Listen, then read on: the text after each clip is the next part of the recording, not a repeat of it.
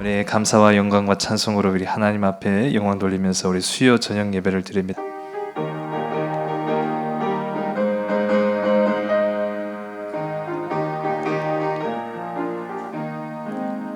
어두운 죄악길에서 목자 없는 양같이 모든 사람 길 찾아 헤맨다. 자비하신 하나님 독생자를 보내사 너를 지금 부르니 나오라. 이때라 이때라 주의 긍휼 받을 때가 이때라. 지금 주께 나와 겸손하게 아뢰라. 구원함을 얻으리 험한 십자가 위에 달려 돌아가신 주 다시 살아나셨네 기쁘다. 죄인 구원하실 때 어서 주께 나와 그 신 은혜 구하라. 이때라 주의 긍휼 받을 때가 이때라. 지금 주께 나와 겸손하게 아뢰라. 구원함을 얻으리 주의 귀한 말씀에 영원 생명 있나니 주님 너를 용서해 주신다. 주가 부르실 때에 힘과 정성 다하여 주의 은혜 받으라. 이때라 주의 긍휼 받을 때가 이때라. 지금 주께 나와 겸손하게 아뢰라. 구원함을 얻으리 세월 빨리 흐르고 세상 친구 가는데 너의 영혼 오늘 밤 떠나도 주의 구원 받으면 천국에서 영원히 주와 함께 살리라. 이때라 주의 긍휼 받을 때가 이때라. 지금 주께 나와 겸손하게 아뢰라. 구원함을 얻으리 아멘. 드려진 예물 봉헌하며 기도합니다. 하나님 아버지 예배가 회복되기를 간구합니다. 우리 김충하 권사님 우리 감사 예물과 11조원금 드렸습니다. 기도하시겠습니다. 이제 가을의 문턱 안으로 들어간 우리 모든 믿음의 지체들 삶 속에 오늘도 주님 함께하여 주시고 오늘도 주님 역사하여 주시고 삶의 위로자가 되어 주셔서 늘 동행하여 주시옵소서. 주의 음성 듣고자 아버지 하나님 앞에 나온 많은 심령들이 있습니다. 또 영상 예배로 하나님과 교제하기를 원하는 우리 모든 믿음의 지체들 삶이 있습니다. 저들의 삶의 터전과 저들의 기업과 저들의 가정과 저들의 기도의 제목 위에 오늘도 주님 함께하여 주시옵소서. 감사 예물을 하나님 앞에 봉헌하여 드렸습니다. 흠양하시고 응답하시되 더 좋은 것으로 더 기쁨의 것으로 인도하여 주시옵소서. 모든 것을 주님의 손에 온전히 의탁하오며 참사랑 되시는 나사렛 예수 그리스도 이름으로 감사하며 간절히 기도드렸사옵나이다. 아멘.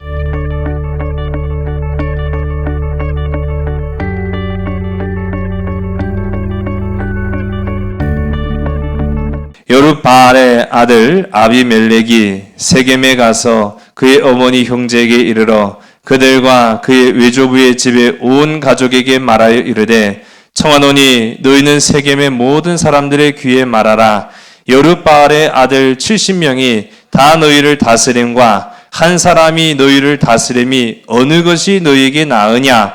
또 나는 너희와 고륙임을 기억하라 하니 그의 어머니의 형제들이 그를 위하여 이 모든 말을 세겜의 모든 사람들의 귀에 말하매 그들의 마음이 아비멜렉에게로 기울어서 이르기를 그는 우리 형제라 하고 바알브리 신전에서 은 70개를 내어 그에게 주매 아비멜렉이 그것으로 방탕하고 경박한 사람들을 사서 자기를 따르게 하고 오브라에 있는 그의 아버지의 집으로 가서 여룻바알의 아들 곧 자기 형제 70명을 한 바위 위에서 죽였으되 다만 여룻바알의 막내 아들 요담은 스스로 숨었으므로 남으니라. 세겜의 모든 사람과 밀로 모든 족속이 모여서 세겜에 있는 상수리 나무 기둥 곁에서 아비멜렉을 왕으로 삼으니라. 아멘.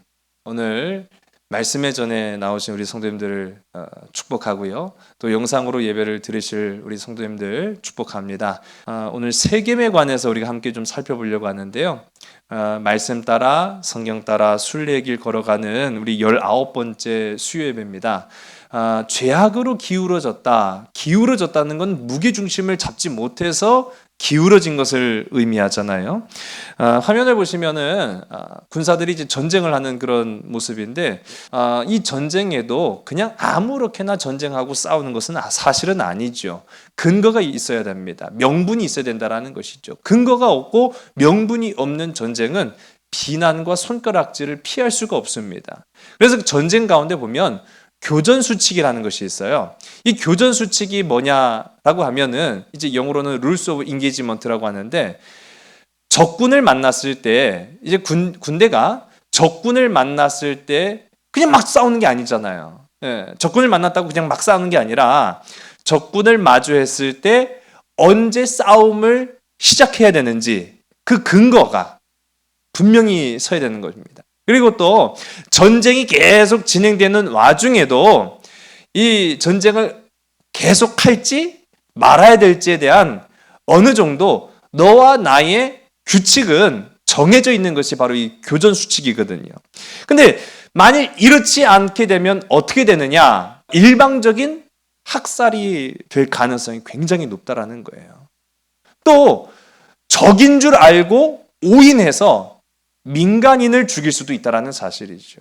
그런데요, 사실 이게 구분하기가 쉬울까요? 어려울까요? 어렵다는 겁니다. 과거 역사만을 보더라도 이제 많은 전쟁들이 있어 왔는데요. 근래에 있었던 베트남 전쟁 같은 경우도 보게 되면 미국이 패망한 몇 안 되는 전쟁 중에 하나죠. 군사력이 월등히 높았음에도 불구하고 졌어요.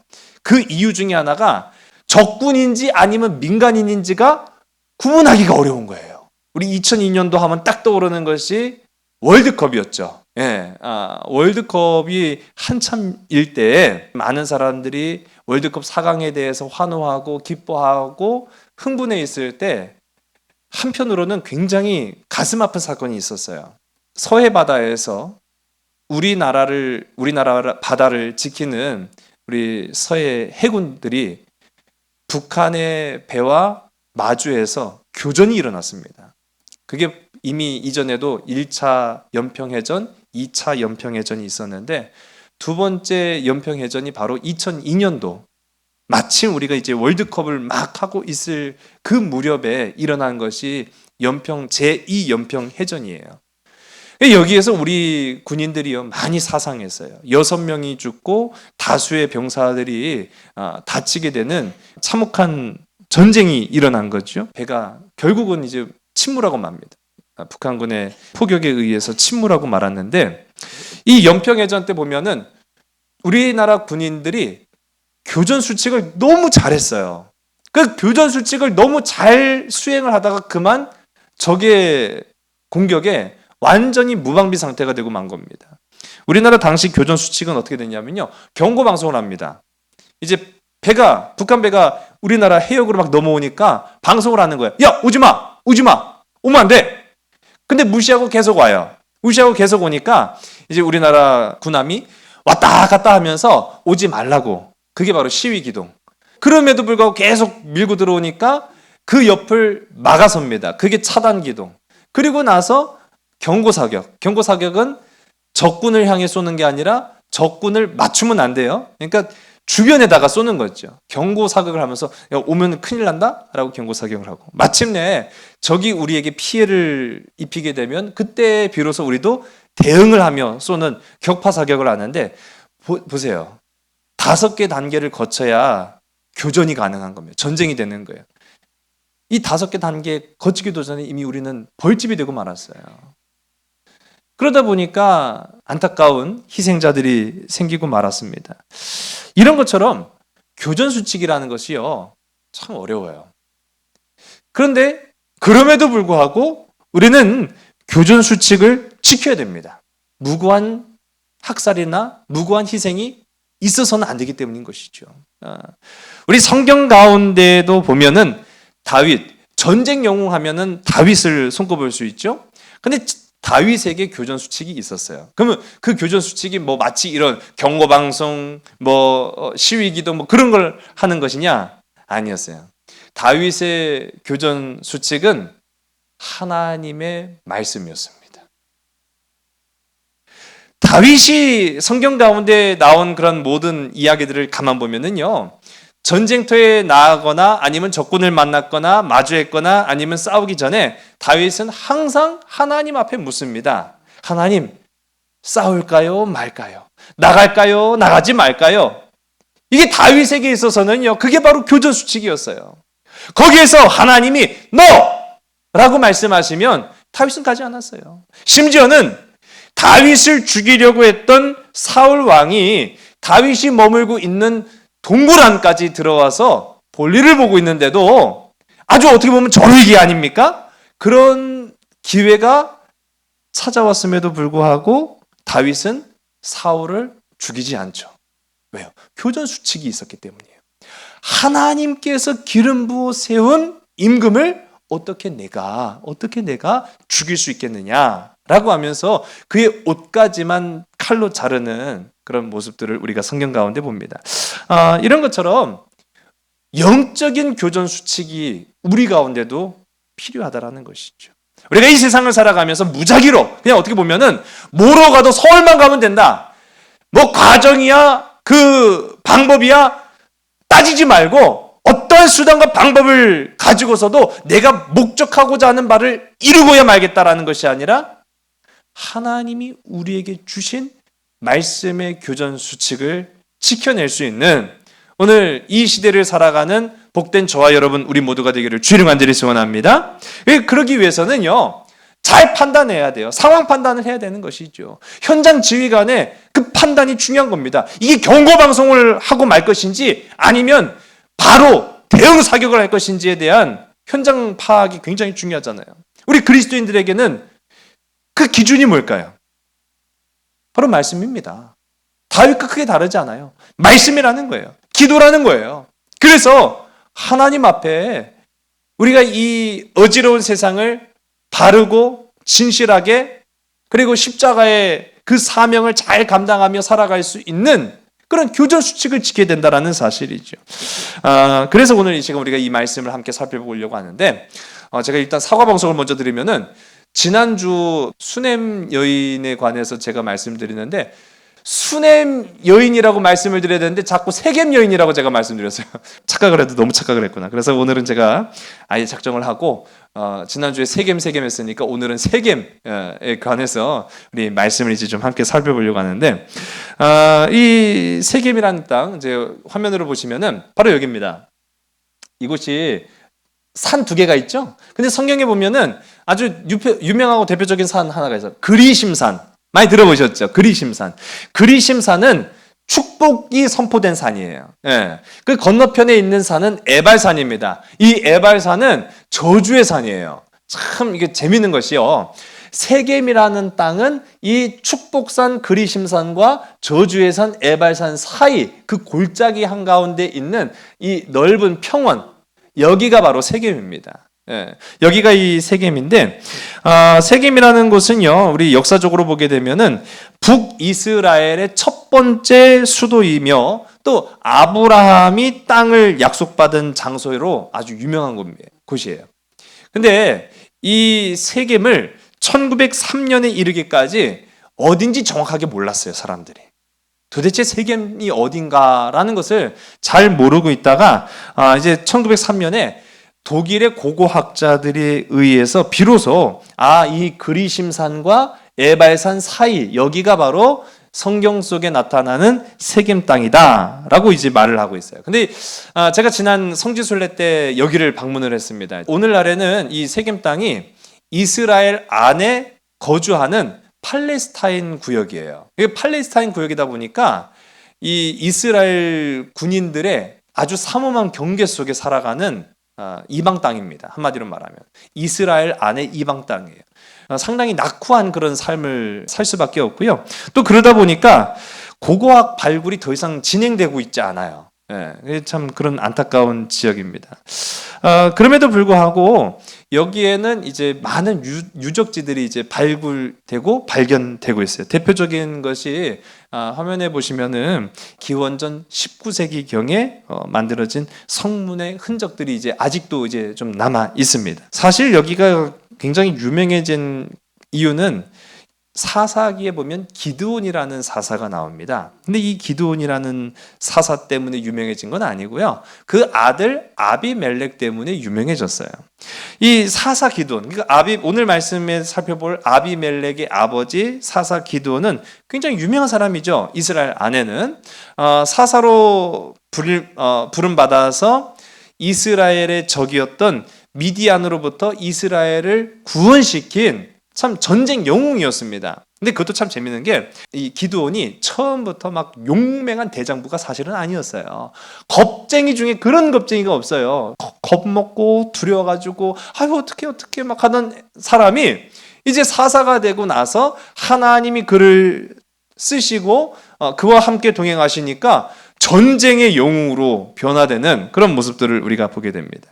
어쨌든 간에 사사 기드온이 잘 다스렸어요. 잘 다스리고 성경도 사사 기드온이 다스릴 동안에 이스라엘의 평온이 있었다라고 말합니다. 근데 문제는 뭐냐면 사사 기드온이 죽고 난 이후 기드온이 죽고 난 이후에 그의 영광이 오래가지 못했어요. 기드온이 죽자마자 그들이 믿는 신이 바알로 바뀌었다는 거예요. 이게 굉장히 난해한 부분이죠. 왜 그런가 하는 것을 이제 제가 좀 이따가 다시 한번 설명을 드리겠습니다만은 우리 우선 사사기 8장 33절의 말씀입니다. 우리 화면을 보시고 함께 읽습니다. 시작. 기드온이 이미 죽음에 이스라엘 자손이 돌아서서 바알들을 따라가 음행하였으며 또 바알 브릿을 자기들의 신으로 삼고 아멘. 이렇게 됐다는 거예요. 참 의아한 그런 상황입니다. 그뿐만 아니라 이 이스라엘이 이렇게 사사 기드온이 죽고 난 이후에 구원의 하나님을 기억하지 않았다라고 말하고 있어요. 충격이죠. 하나님을 아예 기억하지 않는 다음 세대가 되고 말았다는 거예요. 또 기드온, 앞서도 제가 말씀한 것처럼 이스라엘을 구원해낸 전쟁 영웅, 굉장히 유명한 사람 아닙니까? 그런데 이 기드온에 대한 은혜도 기억하지 않았다라고 성경이 말하고 있어요. 34절과 우리 35절의 말씀을요, 우리 함께 읽습니다. 시작. 이스라엘 자손이 주의 모든 원수들의 손에서 자기들을 건져내신 여호와 자기들의 하나님을 기억하지 아니하며 또 여룻바알이라 하는 기드온이 이스라엘에 베푼 모든 은혜를 따라 그의 집을 후대하지도 아니하였더라. 아멘. 왜 그럴까요? 기드온이 잘 다스렸는데, 그리고 하나님께서 그를 쓰셔가지고 이스라엘을 건져내시고 구원하셨는데, 기드온 죽고 나니까 완전히 마음이 뒤집어진 그런 상황을 보게 됩니다. 당시를 보게 되면은 이스라엘은 왕이 있었어요? 없었죠. 그 왕 대신에 누가 있었죠? 누구였을까요? 사사가 다스렸죠. 예. 이 왕의 역할을 대신하는 그런 역할이 있긴 있어요. 예. 왕은 아니랄지라도 왕의 역할을 하는 사람이 바로 이 사사였고, 이스라엘에는 왕이 있기까지 그런 사사 제도가 계속 흘러갑니다. 화면을 보시면은 우리 엘리 제사장과 사무엘, 어린 사무엘의 모습이 있는데, 사무엘은 이제 선지자 세 가지 타이틀을 다 가지고 있는 거예요. 선지자고 제사장이고 또 사사였던 아주 어떻게 보면은 대단한 인물이죠. 예, 그러니까 하나님께서 또 사랑하셨고 잘 쓰임 받았던 사무엘의 모습인데, 이처럼 사사는요 어떻게 보면 명예직이라고 할 수도 있어요. 자신의 명예는 아니에요, 사실은. 하나님 앞에 영광을 돌리는 사람입니다. 이 사사의 역할은 뭐냐면, 그래서 자기의 영광을 위해서가 아니라 하나님의 영광을 위해서 쓰임받는 사람이 바로 사사였다라는 것입니다.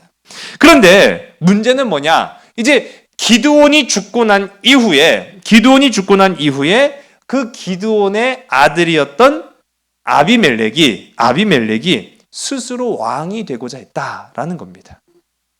이것도 어떻게 보면은 규칙을 지킨 거예요? 규칙을 어긴 거예요? 규칙을 어긴 거죠. 함부로 교전하고 싸우는 것이 아니라 교전 수칙이라는 것이 있는 것처럼 그 한 나라에는 통치의 규칙과 원칙이 있었는데 이스라엘은 지금까지는 하나님의 말씀을 따라서 가르치는 제사장, 그리고 그때마다 성령의 감동을 받아서 말씀을 선포했던 선지자, 그리고 위기의 순간에는 민족들을 규합해서 전쟁터에 나아가 싸워서 이기는 그런 사사, 그렇게 어떻게 보면 체계가 없는 게 아니었어요. 체계가 잘 갖추어졌습니다. 그런데 그러한 이 하나님 나라의 생태계를 뒤흔든 그런 일이 바로 이 사사 기드온의 가정에서 일어났다라는 거죠. 규범을 한마디로 말하면 어겼다라는 겁니다. 이 아비멜렉이 오늘 말씀을 보게 되니까 자신의 외가입니다. 어머니의 집안 쪽인 이 세겜을 찾아가요. 그러니까 오늘 이제 우리가 함께 나눌 이 세겜이라는 곳이 아비멜렉의 어머니의 고향 땅이었다라고 이해하시면 될 것 같아요. 그래서 외가는 어떻게 보면 참 가깝잖아요. 마음이 편한 곳이 외가 쪽일 수도 있습니다. 그래서 그런지 몰라도 어쨌든 간에 이 아비멜렉이 자신의 어머니의 고향이었던 세겜으로 가는데, 세겜에 간 데는 이유가 있었어요. 자기를 왕으로, 자기를 지도자로 지지해 달라고 이제 호소하기 위해서 찾아갑니다. 오늘 본문 말씀 1절과 2절의 말씀을 우리 함께 했으면 시작. 여룻바알의 아들 아비멜렉이 세겜에 가서 그의 어머니의 형제에게 이르러 그들과 그의 외조부의 집에 온 가족에게 말하여 이르되, 청하노니 너희는 세겜의 모든 사람들의 귀에 말하라. 여룻바알의 아들 70명이 다 너희를 다스림과 한 사람이 너희를 다스림이 어느 것이 너희에게 나으냐? 또 나는 너희와 고륙임을 기억하라 하니. 아멘. 재밌는 표현들이 이제 많이 나옵니다. 근데 여기서 우리가 한 가지 놀라운 것이, 사사 기드온이 아내가 몇 명이었는지는 성경에 나오지 않아요. 그런데 어쨌든 간 아들들이 몇 명이었다? 와, 대단한 사람이네. 한 사람이 70명은 못 낳았겠죠. 그러니까 여러 다수의 아내들을 거느리고 있었다라는 것은 분명한 것이고, 자, 아들이 70명이었다라는 건 딸들도 있었다. 그러겠죠, 당연히. 어떻게 아들만 낳는 신비한 재주가 있었겠습니까? 그러니까 아들과 딸을 낳았는데 그 중에 대를 이을 수 있는 자격이 되는 이 아들들만 무려 70명이었다라는 거예요. 대단한 거죠. 근데 이게 보통 사람으로는 가능할까요? 그 웬만한 그냥 동네 아저씨들이 다, 당신은 자식이 몇 명이요? 난 많지 않아. 한 50명밖에 안 돼. 그래요? 옆집 아저씨한테, 당신은 아들이 몇이나 있어요? 나는 아들 낳는 거 실패해갖고 한 20명 좀 됐나? 그래요, 안 그래요? 그런 집은 없죠. 오늘날도 마찬가지고 그 당시에도 마찬가지. 아들이 70명이었다? 이거는 보통 사람은 불가능해요. 어떻게 이 아들이 70명까지 있을 수 있었지? 이게 왕과 같은 권세를 가지고 있지 않고서는 그 많은 아내들을 거느릴 수도 없었고, 그 많은 자녀들을 먹여 살릴 수도 없었겠죠. 우리가 이 기드온의 이 처음 모습을 보면은 앞서도 말씀인 것처럼, 야, 너 전쟁 나가라. 막 겁먹어가지고 막 쫄보가 돼가지고요. 나 어떻게 나가요? 막 그렇게 했던 이 기드온인데, 또 성경 가운데도 보면은 자기를 표현하기를 자존감이 굉장히 낮은 사람이었어요. 기드온은 하나님께서 부르셨을 때, 하나님, 저는요 우리 므낫세 집안 중에도 제일 연약한 사람이라고, 어떻게 보면 순수한 사람일 수도 있었겠죠. 그런 사람이었는데, 이 사람이요 나중에 모습 보니까 이거는 완전히 왕이에요, 왕. 그리고 이제 이후에 미디안으로부터 이스라엘을 구원해내고 사람들이 막 좋다 해주는 거, 박수 쳐주는 거예요. 막 추대하는 거예요. 우리 왕이 되어달라고 막 요청을 하는 거예요. 그때도 나는 왕이 안 되겠다. 이렇게 보면은 굉장히 순수한 사람인 것 같은데 아니었다라는 거. 아니 어떻게 아들들만 70명일 수가 있겠어요. 또 성경 가운데 보면은 우리가 오늘 말씀에도 나타납니다만은 그 첫째 아들, 이 아들의 이름이 아비멜렉이죠. 전에도 제가 이 말씀 잠깐 드렸습니다만은 이 아비멜렉이라는 이름의 뜻은 나의 아버지는 왕이시다. 나의 아버지는 왕이시다. 나의 아버지가 누구예요? 기드온이죠. 그럼 기드온이 뭐라는 거예요? 왕이시다. 아니 분명히 성경 가운데 보면 기드온은 나 왕 안 한다고 그렇게 분명히 사람들 앞에서는 쇼를 했는데 실상은 왕이나 다를 바 없는 강력한 권세를 가지고 살았다라는 걸 말하는 거예요. 그렇지 않고서는 이렇게 될 수가 없죠. 뿐만 아닙니다. 우리 오늘 말씀에도 다 읽지는 않았습니다만은 대제사장만이 소유할 수 있는 옷이 바로 있어요. 황금으로 되어 있고요. 또 그 가운데는 12개의 보석이 박힌 에봇이라는 옷이 있어요. 그건 대제사장만 입습니다. 아무나 입는 게 아니에요. 그런데 대제사장만이 입을 수 있는 에봇을 자신이 개인 소유를 했어요. 그게 참 기가 막힌 거예요. 그러니까 겉으로는 기드온이 굉장히 겸손한 하나님의 사람으로 보일 법도 한데 그의 삶, 그의 모습 보니까 전혀 그렇지 않았다. 마치 왕이나 다를 바가 없었던 그런 모습을 이제 보게 되는 거죠. 이제 우리 다시 말씀으로 돌아오게 되면은 이 아비멜렉도 그 아버지 못지않은 야심가였다라는 것을 이제 오늘 우리가 함께 읽은 말씀에서 보게 됩니다. 세겜을 찾아가요. 자기 어머니의 고향이었던 세겜을 찾아가서 그곳 장로들한테 이제 자신을 지지해서 왕으로 세워달라고 호소를 하는데 이거는 호소가 아니라 거의 협박 수준이에요. 협박 수준. 자, 보십시오. 우리 아버지 기드온에게는 70명의 아들들이 있습니다. 근데 그 아들들 한 사람 한 사람이 보통 얘기가 아니에요, 사실은. 그 모든 사람들이 아마 나와 같은 생각을 가지고 있을걸요? 내가 아니라도 그들 중 누구라도 다 왕이 되고자 할 겁니다. 그렇다고 한다면 여러분 70명의 왕을 섬기는 게 좋겠습니까? 아니면 한 사람을 섬기는 게 좋겠습니까? 그렇게 얘기한 거예요. 이거는 부탁이 아니죠. 너희들 선택지가 없다는 거예요. 너희들은 나를 지지해야만 불이익을 덜 당할 것이다 라고 이야기를 하는 거죠. 제가 아까 전에도 말씀드린 것처럼 기드온이 죽고 나서 이스라엘 사람들이 하나님을 섬겼다고 했어요? 아니면 섬기지 않고 바알을 섬겼다고 했어요? 왜 그랬을까요? 하나님을 섬겼던 기드온의 모습이 지긋지긋했던 걸지도 모릅니다. 겉으로는 나 왕 안 할래 생쇼를 다 했는데 뒤로는 왕이나 다를 바 없는 권세와 권력을 누렸어요. 그러니 그 권력과 권세가 다 어디서 나왔겠습니까? 백성들을 억눌렀던 거겠죠. 많은 폭압과 포악한 권력으로 자신의 권력을 유지했던 겁니다. 그러니 그가 죽고 나서 백성들이 아이씨 그놈이 믿는 하나님 나 안 믿어. 그래서 바알을 섬겼을지도 모르는 거예요. 물론 이거는 뭐 정확한 근거가 있는 이야기는 아닙니다. 그런데 성경을 보니까 그렇게 맞춰 들어가는 거예요. 그 아들 아벨멜렉이 하는 말을 보세요. 아니 70명을 섬기겠습니까 당신들이? 아니면 나 한 사람을 섬기겠습니까? 그렇게 이야기를 하는 거죠. 그들이 바알을 섬기는데도 다 이유는 있었다.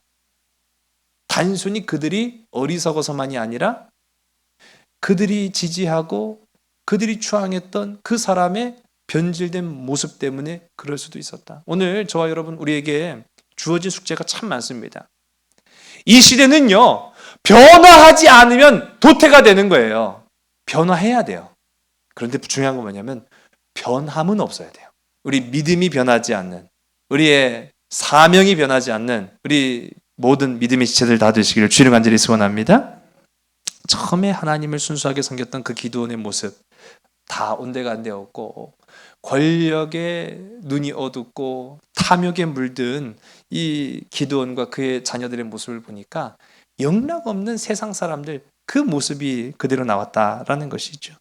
3절과 4절의 말씀입니다. 우리 3절과 4절 말씀 함께 했으면 시작. 그의 어머니 형제들이 그를 위하여 이 모든 말을 세겜의 모든 사람들의 귀에 말하매 그들의 마음이 아비멜렉에게로 기울어서 이르기를 그는 우리 형제라 하고 바알브리 신전에서 은 70개를 내어 그에게 주매 아비멜렉이 그것으로 방탕하고 경박한 사람들을 사서 자기를 따르게 하고 아멘. 아비멜렉을 지지합니다. 결국은 이 세겜 사람들 아비멜렉을 이제 지지하기에 이르게 돼요. 그런데 그런 아비멜렉을 지지한 결정적 표면적 이유는 뭐였을까요? 여기 성경에 나오기는 그는 우리의 혈육이다. 그래도 뭐 어쨌든 간에 우리가 누구든 섬겨야 될 텐데 누구든 섬길 수밖에 없는 그런 상황이 오게 되는데 그래 나머지 70명에게 우리가 아첨하고 아부하고 그들에게 정말로 핍박을 받느니 차라리 우리의 혈육인 그 아비멜렉을 우리가 지지하는 게 낫겠다. 그렇게 이제 말을 하는 거예요. 근데 실제 이유는 뭡니까? 자신들의 안위를 위해서 그렇게 했다는 거예요. 사실은 그렇게 하면 안 됐죠. 누구에게 물어봐야 했습니까? 어떤 규칙을 지켜야 되겠습니까? 하나님께 물어했죠. 앞서도 제가 다윗은 교전수칙, 그만의 교전수칙이 있었다고 말씀드렸잖아요. 하나님 앞에 묻고 하나님 앞에 구하는 그런 이스라엘 백성다운 믿음의 백성다운 모습이 있어 왔는데 지금 세겜 사람들은 어떻게 합니까?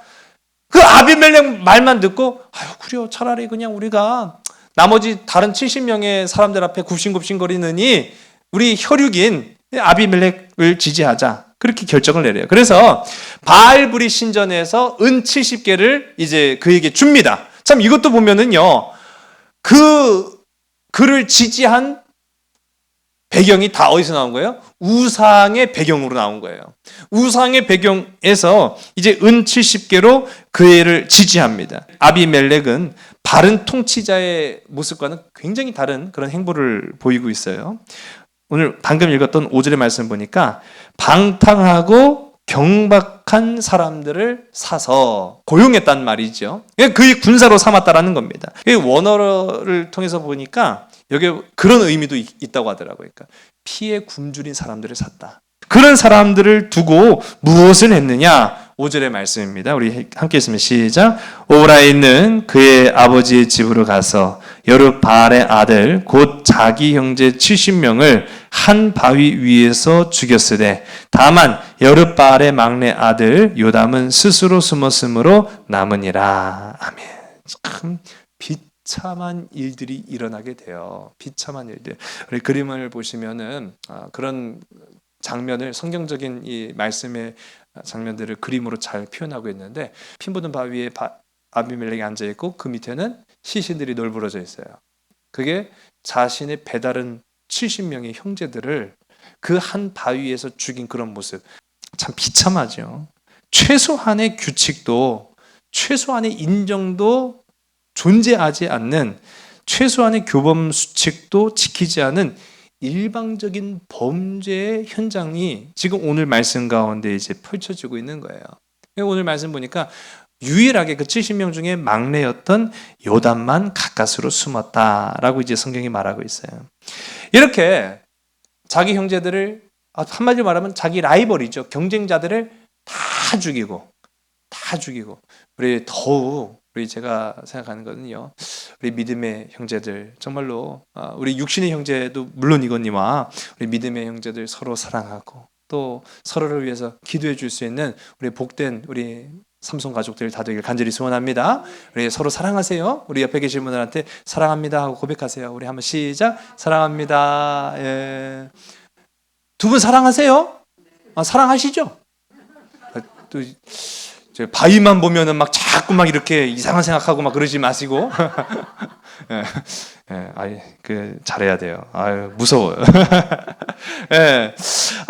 이 아비멜렉이 형제들을 이제 다 죽였어요. 한마디로 라이벌 다 없애버렸어요. 라이벌 다 없애고 나서 다시 앞서도 이제 그 자기를 지지해준 세겜으로 돌아갑니다. 세겜으로 돌아가서 그곳에서 자기를 이제 왕으로 추대를 받게 돼요. 결국 이 모든 일에 대한 결과를 하나님께서 책임 추궁하셨을까요? 책임 추궁하셨을까요? 하시죠.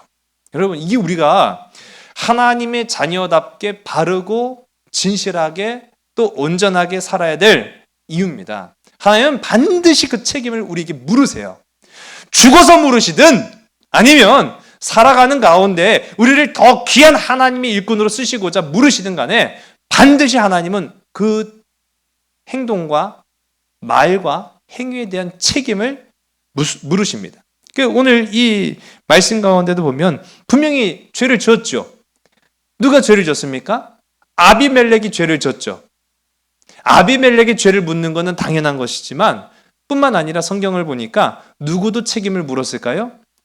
그를 지지했던, 그래서 그에게 바알브릿의 성전에서 은 70을 주었던 세겜 사람들에게도 책임을 물으셨다라는 거예요. 여러분, 이게 중요합니다. 저 사람이 잘못이야, 그렇게만 할 것이 아니라는 거예요. 은근히 우리가 방관자가 되어서 은근히 그를 지지했던 사람들에게도 똑같은 죄에 대한 책임을 물으신다라는 것입니다. 아비멜렉이 이제 어쨌든 간에 그 세겜 땅 사람들이 왕으로 추대를 해서 통치를 해요. 그러니까 우리가 성경 가운데 보면은 사사 이후에 최초의 왕, 우리가 사울 그렇게 알고 두 번째 왕 다윗 그렇게 했는데 실상은 스스로 왕이 된 사람이 있었다는 거예요. 그게 바로 기드온의 아들이었던 아비멜렉이었다. 근데 성경에는 그를 왕으로 인정합니까? 안 합니까? 안 하죠. 왜 안 할까요? 하나님이 인정 안 했으니까요. 이게 중요한 거예요. 내가 맞다라고 백날 주장하고 떠들어도 하나님이 아니라고 하시면 역사도 그를 왕으로 인정 안 하는 거예요. 이 아비멜렉이 이스라엘을 3년간 통치를 하는데 이 3년이 됐을 때 그를 지지했던 세겜 사람들이 그만 변절해요. 아비멜렉 지지하고 그에게 충성을 다하는데 별 볼 일 없거든요. 그도 그럴 게 처음 그 첫 단추부터가 아름답지 않잖아요. 아니 왕이라면 응당 왕으로서의 그런 권위만이 있는 것이 아니라 그런 왕으로서 기대되는 그런 기준들이 있어야 될 텐데 전혀 그런 것들을 찾아볼 수 없고 피를 밟고 일어선 것이 아비멜렉 아닙니까? 그러니까 나중에는 가면 갈수록 더 했겠죠. 그러니까 한 3년 지나니까 이 별거 아니거든요. 그래서 이 세겜 사람들이 아비멜렉을 배신해요.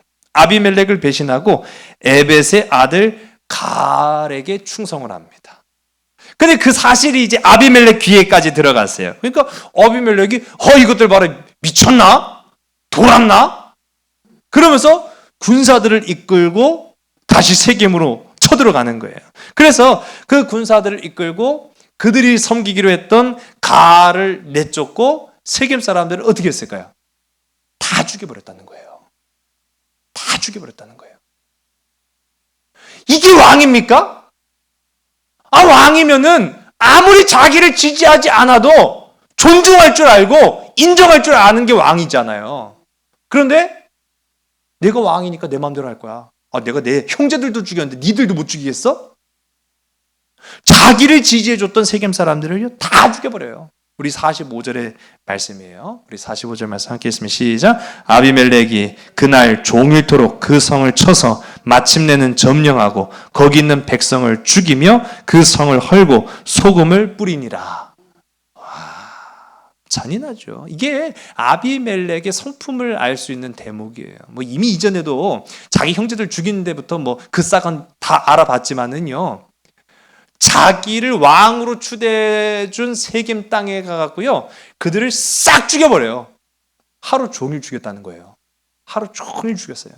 하루 종일 죽이고 우리가 지금 함께 나누진 않았습니다만 읽지 않았습니다만은 남겨진 사람들이 그 망대로 도망을 가요. 그 망대로 도망가는데 뭐 요즘처럼 그 망대가 뭐 견고하게 잘 만들어진 게 아니라 아무래도 이제 목재로 이렇게 만들었던 것 같아요.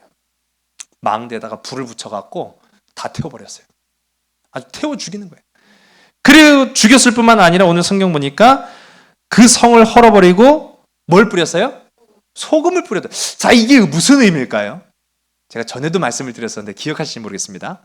소금을 뿌렸다는 게 무슨 의미일까요? 옛날에 보면은 원치 않는 손님이 이제 오면은 이제 나갈 때 뭐라고 하죠? 소금 뿌리면서 해보셨나 봐. 우리나라 사람들한테 배운 기술일까요, 이게? 소금 뿌리는 게? 아닐 텐데요. 그렇죠? 근데 여기도 보니까 이 아비멜렉이 세겜 땅 사람들을 다 죽이고 성을 헐고 그 땅에 소금을 뿌렸다고 했어요. 근데 소금은 여러 용도로 쓰여집니다. 여러 용도로 쓰여지는데 대표적인 게 음식의 맛을 내기 위해서 쓰이는 것이 이제 소금이잖아요. 근데 그 당시에는 소금이 귀했을까요? 귀했을까요? 예, 맞아요. 소금이 굉장히 귀했어요. 소금이 굉장히 귀해서 군인들의 월급으로 줄 정도로 소금은 귀한 것이었습니다. 그런데 그 귀한 소금을 뿌려? 이스라엘에는요, 사실 소금이 흔한 것까지는 아니지만 많았어요. 우리 대표적으로 잘 알고 있는 사해. 무슨 바다예요? 소금바다예요, 소금바다. 사해 근처에 가면은 맨 밟히는 게 다 소금이에요. 그래, 여러분 이제 성경 가운데 보면은 롯의 아내가 소돔과 고모라에서 이제 하나님의 심판을 피해서 도망쳐 나오다가 하나님 절대로 뒤를 돌아보지 말라고 했죠. 그런데 그만 누가 뒤를 돌아봐요? 예, 그만 아내가 뒤를 돌아봐서 무슨 기둥이 됐죠? 그렇죠, 소금 기둥. 이게 롯의 아내라고 이름이 붙여진 소금 기둥 바위인데 어떻게 롯의 아내처럼 보이십니까? 지금 보이는 이 바위 전체가 다 소금입니다. 이스라엘이 수출도 하고 수입도 했는데 수출 품목 중에 하나가 바로 소금이었습니다. 그 정도로 소금이 적은 나라가 아니었어요. 그러니까 그러다 보니까 소금이 있긴 있었는데 그럼 왜 아비멜렉이 세겜을 허물고 사람들을 죽이고 거기에 소금을 뿌렸느냐? 저주를 퍼부은 거예요. 땅을 경작하지 못하게 하려고. 소금기가 있으면 땅이 뭘 심어도 나지 않는 거죠. 그러니까 엄청나게 막대한 양의 소금을 거기다 그냥 뿌렸다라는 것을 우리가 보는 거예요. 그러니까 이 아비멜렉의 인성은 보통이 아니었구나. 마귀가 사람으로 보인다고 하면 아마 아비멜렉이지 않았을까라는 그런 생각을 우리가 해보게 돼요. 근데 여기서 멈추지 않아요. 데베스까지 올라갑니다. 데베스까지 올라가서 거기에 있는 사람들을 막 가둬놓고 죽이려고 해요. 거기 있는 사람들도 마찬가지로 앞서서 이제 세겜 땅에 남겨진 사람들이 망대 위로 다 올라갔다고 했잖아요. 거기 있는 사람들도 망대 위로 다 올라간 거예요. 그러니까 지난번에 세겜 땅에 있는 사람들 망대 위로 올라갔을 때 불 질러버리니까 다 죽던데? 그러니까 똑같이 한 거예요. 똑같이 하려고 망대로 다가섰다가 그만 그 망대 위에 있던 한 여인이 뭐를 던졌죠? 퀴즈. 그렇죠. 맷돌을 힘이 굉장히 장사였나 봐요. 네.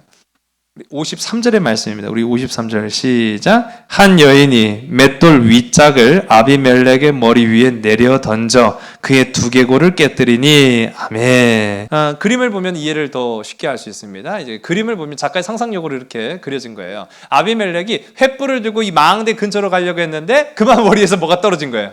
맷돌 윗짝에 떨어졌어요. 맷돌 윗짝에 떨어져 갖고 두개골이 깨져서 즉사한 건 아닙니다. 즉사한 건 아니고 어쨌든 쓰러졌어요. 그 쓰러졌는데 이 그림을 보시면은 맷돌 윗짝이 오늘 우리가 사용하고 있는 옛날 맷돌하고 모양이 흡사해요, 흡사해요. 흡사하죠. 예, 예. 이스라엘에도 이런 맷돌이 있어요. 예, 이런 맷돌이 우리와 비슷한 모습과 모양을 가지고 있는 맷돌이 있습니다. 이 돌리는 맷돌이죠. 그런데 고대 근동의 가정마다 있는 맷돌은 사실은 이런 맷돌이 아니었어요. 어떤 맷돌을 가지고 있느냐라고 하면은 그 당시의 고고학 유물입니다. 이거 애굽 사람인데요. 애굽 사람이 맷돌을 어떻게 사용하느냐 하면은 아래짝 돌이 있어요. 아래짝 돌은 널쩍한 돌이 있습니다. 널쩍한 돌 위에 자그마한 이 돌을 올려놓고 곡물을 가는 거예요. 앞뒤로 밀면서 가는 형태가 바로 이 고대 근동 시대의 맷돌이에요. 그러니까 이런 맷돌을 가정마다 다 가지고 있습니다. 근데 중요한 건 뭐냐면 맷돌 윗짝이 참 중요하거든요. 이 맷돌 윗짝이 굉장히 중요한데 그건 나중에 제가 말씀을 드리고, 이스라엘 사람들은 어떠한 형태의 맷돌을 썼느냐라고 하면 이런 형태의 맷돌을 썼습니다. 그러니까 아랫돌은 넓적하고 둥근 그런 그릇 형태이고 윗돌이 동그란 어떻게 보면은 두 손에 딱 들어오는 그런 정도의 맷돌이에요. 이게 지금 보시는 검은색 요 돌이 맷돌 윗짝이에요. 이 맷돌 윗짝을 가지고 이렇게 돌려가면서 곡물을 가는 거죠. 아마 이런 맷돌을 사용하지 않았을까라는 생각을 해요. 그러니까 이 맷돌을 망대에서 한 여인이 던져가지고 딱 맞춘 게 바로 누구냐? 아비멜렉이에요. 정말 살아있는 그 악마, 그 마귀와 같은 이 아비멜렉이 이 맷돌 윗짝에 맞아서 두개골이 깨집니다. 그리고 나서 죽어가면서 이제 아비멜렉이 자기 병사들 중에 한 사람한테 말해요. 야, 나를 칼로 찔러 죽여라.